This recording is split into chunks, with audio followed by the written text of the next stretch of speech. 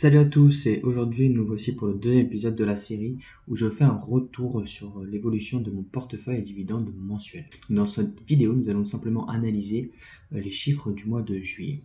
Avant de commencer cette vidéo je tenais à faire un disclaimer. Tout ce que je dis dans cette vidéo ne sont en aucun cas des conseils financiers. Je suis juste un particulier investissant quelques économies en bourse. Si vous vous lancez en bourse, il est impératif d'investir uniquement de l'argent que vous êtes prêt à perdre. Donc tout d'abord, allons sur mon Booker eToro. Donc d'ailleurs, le lien pour accéder à mon profil sera dans la description, où vous pourrez avoir tous les chiffres. Donc dans l'onglet statistiques, nous pouvons observer que le mois de juillet a été positif avec une augmentation de 1,49%. Donc c'est d'ailleurs mon deuxième plus gros mois. Mon plus gros mois était le mois de mars où j'ai eu un 51, donc là un 49, on se rapproche. Sauf que l'avantage de ce mois-ci, c'est que mon portefeuille était plus gros comparé à celui de mars où j'avais investi moindre, forcément. Donc c'est déjà le 5e mois d'affilée qui est en vert. Et bien sûr, ne prenez pas compte du mois d'août qui est déjà en vert parce qu'aujourd'hui on est le 4 août, donc forcément, les stats ont déjà été mises à jour. Mais donc pour le mois de juillet, je suis à 1,49% de progression. Donc pour la sécurité de mon portefeuille, il reste un indicateur de risque de 3 sur 10. Donc il était passé à 3 sur 10 en juin. Et en juillet, il est resté à 3 sur 10. Donc ce qui est très très bien, c'est une très très bonne note. On peut voir, le taureau met ça en vert clair. Donc je suis très content de rester à 3. L'objectif est de rester à 3, un dossier entre 4 et 2. Donc 3, c'est tout à fait parfait pour moi. Maintenant, concernant les investissements que j'ai fait pendant le mois de juillet, hop. Donc j'ai donc investi un total de 300 $. Donc 200 $ le 20 juillet et 100 $ le 3 août. Donc pourquoi avoir investi 200 $ le 20 juillet? Tout simplement parce que il y a eu une bonne petite baisse du CAC 40 et du S&P 500, comme on peut le voir ici. Donc voilà, le 20 juillet ici. Donc là c'était le 19, et donc j'ai investi le 20, un jour trop tard, par rapport au point le plus profond, le plus deep, pour le S&P 500. Et pour le CAC 40, hop, c'est ici, aussi le lundi 19 juillet, donc moi j'ai investi le 20 juillet. Donc là, j'ai tout simplement profité de ce dip pour pouvoir investir 200 $. Donc ces 200 $, comme on peut le voir sur mon profil, où simplement j'indique tous mes mouvements. Donc j'ai investi 50 $ sur Total et 50 $ sur BIC, mais aussi 50 $ sur Chevron et Rio Tinto. Pourquoi? Parce que Chevron en ce moment-là avait perdu 8% sur le dernier mois. Alors, tout est écrit sur mon profil. Donc maintenant on peut voir que par exemple ces 200 $ qui ont été mis sont tous au vert. Par exemple pour Chevron, donc le 20 juillet comme dit, c'est un total de plus 7% presque. Pour Rio Tinto, c'est une augmentation de 12%, donc ce qui est énorme. C'est vrai que cette période avait été vraiment une très bonne période pour investir. Bon, je ne pouvais pas investir plus, donc c'est pour ça que j'ai investi que 200 $. Total Energy, 6% le 20 juillet.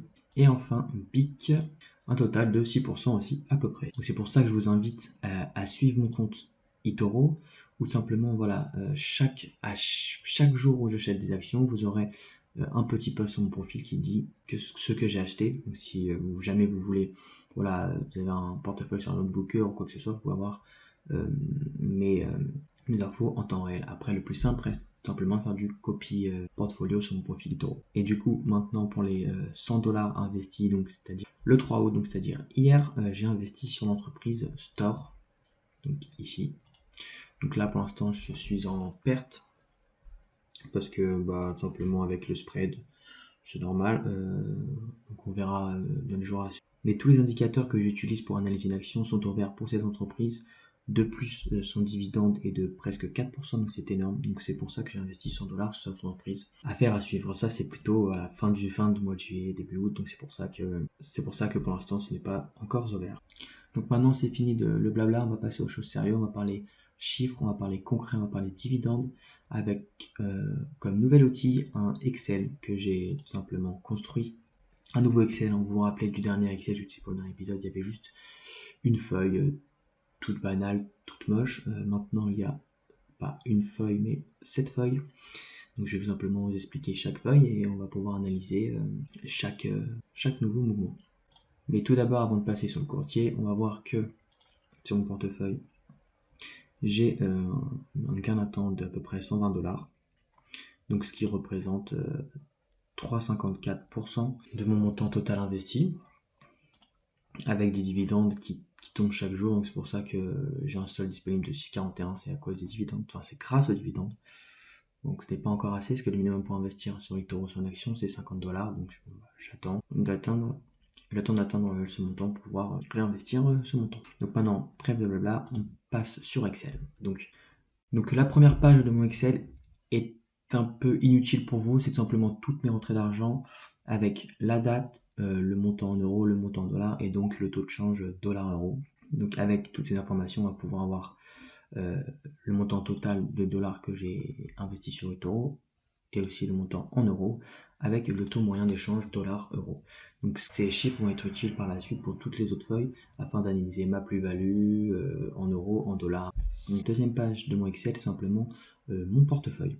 Donc avec toutes les actions à gauche, leur prix qui est actualisé sur Excel, la variation du jour, l'industrie dans laquelle, donc le type, l'industrie de l'action, la variation mensuelle. Donc pourquoi il y a le hashtag valeur? Simplement parce que là je ne l'ai pas mis à jour aujourd'hui, je l'ai laissé pour le mois de juillet, donc comme ça on aura des chiffres bien du mois de juillet et pas les chiffres du mois d'août, parce que là ça fait déjà 4 jours que ça en est mercredi, c'est déjà 3 jours que la bourse est ouverte au mois d'août. Donc je voulais pas actualiser, donc les données n'ont pas été actualisées, mais été actualisées uniquement pour le mois de juillet, donc fin juillet, peut-être le 1er ou 2 août. Donc la quantité que j'ai investie, la moyenne de prix, la quantité du coup l'action que je possède, le dividende de chaque action, si c'est une action française, américaine, ou canadienne, enfin parce que c'est USD. Donc la valeur que je possède de cette action en dollars et le pourcentage de mon portefeuille de cette action. Donc tous ces indicateurs, la variation mensuelle, je les crée afin de pouvoir savoir quelle action performe ou sous-performe afin de prendre de nouvelles décisions d'achat. Donc c'est pour ça que je l'ai ajouté, c'est très utile, c'est pas un truc qui est directement dans Excel, il faut juste ajouter, j'ai juste fait une petite formule. Donc voilà, donc avec tout ça, on va pouvoir voir la valeur en dollars de mon portefeuille et calculer ensuite le dividende total de mon portefeuille, qui est de 3,03 en ce moment, avec donc une plus-value latente de 71 $. À savoir que dans ce portefeuille ne sont pas compris le Bitcoin et la DA que je possède sur eToro, car ce sont des erreurs que j'ai fait à mes débuts. D'ailleurs, quand ces deux valeurs vont repasser dans le vert, je vais simplement les vendre pour acheter une action. Donc c'est pour ça qu'on perd à peu près, donc là 20 $ et 15 $, perd 35 $ de plus-value entre guillemets, donc, mais bon, c'est pas grave. Ensuite, la troisième page, c'est simplement la variation de mon portefeuille, enfin la valeur de mon portefeuille selon les industries que je possède. Donc l'objectif à long terme, c'est de pouvoir avoir un équilibre entre toutes les industries, même s'il est vrai que aujourd'hui il y a software et retail service et residential and commercial rate qui est à plus de 10%. Donc c'est le software IT service, je vais le laisser à plus de 10% car pour moi ça représente l'avenir simplement. Et après je vais essayer de rééquilibrer tout, donc les valeurs qui sont rouges, il faut que je les repasse en jaune pour pouvoir un équilibre, donc si jamais il y a des crises dans un secteur, que mon portefeuille ne soit pas touché. Donc pour la quatrième feuille de mon Excel, simplement la variation en chiffres de mon portefeuille, donc avec sa valeur actuelle, sa plus-value latente, et avec sa plus-value latente, on peut donc calculer sa plus-value en pourcentage.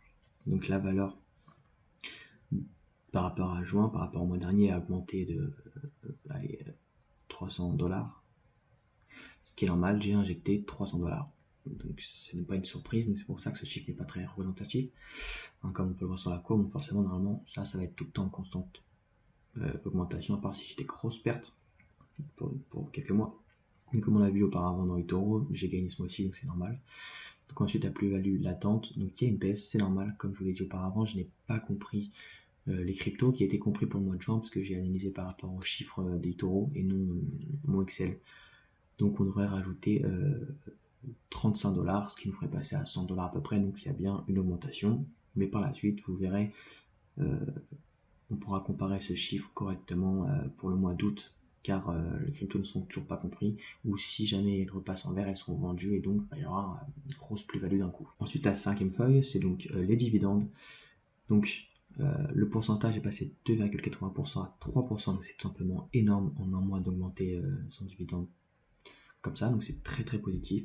Donc j'ai donc pu passer à 104,54$ annuel, donc j'étais passé les 100$ annuels, brut, attention c'est brut, donc c'est très bien, c'était pas mon objectif de fin d'année, donc mais c'est très bien d'avoir atteint ce petit cap, donc ce qui me donne un brut mensuel à 8,71 et donc un net mensuel de 6,10. Donc à savoir qu'avant la fin d'année 2021, mon objectif est d'avoir 10$ net mensuel, donc on est loin, mais si voilà, en augmentation de 1$ mensuel net par mois, ce qui nous ferait donc à la fin de août 7, à la fin de septembre 8, à la fin d'octobre 9, à la fin de novembre 10. Donc normalement, si tout se passe bien, cet objectif devrait être atteint assez facilement, le 10$ net. Ensuite, il y a donc mes chiffres en euros. Donc ma mise totale est de 2840€. Et aujourd'hui, mon portefeuille sans les cryptos encore, je précise sans les cryptos, sans le seul disponible aussi qui est de 6$, n'est pas compris dedans, j'arrive à 2900 euros, ce qui me fait une plus-value de 62€, soit 2,1%. Donc c'est très très bien en 6 mois par rapport, si on compare par rapport à des livrets comme le livret A, le livret jeune, qui sont à 1%, 1,5%, c'est au-dessus en 6 mois, je précise, alors que les autres livrets sont annuels. Et donc là, voilà, on a le cours du dollar actuel avec le cours moyen que moi je l'ai eu. Donc pour l'instant, il y a du gain, mais bon, c'est très serré. Donc voilà, et enfin la 7e feuille, c'est tout simplement les actions que je jette un œil, qui m'intéressent, qui m'intéressent. Donc je les ai pas dans mon portefeuille, mais juste j'observe un peu leur évolution. Pour pouvoir peut-être à terme les ajouter dans mon portefeuille ou non. Donc pour conclure, il y a eu une augmentation ce mois-ci, donc je suis très content des résultats. À suivre pour le mois d'août, j'espère que ça va se suivre. Et si jamais mes choix d'investissement vous plaît, vous pouvez faire du copy trading sur mon compte eToro et pour cela vous avez un lien d'affiliation dans la description. Je vous souhaite une très bonne journée.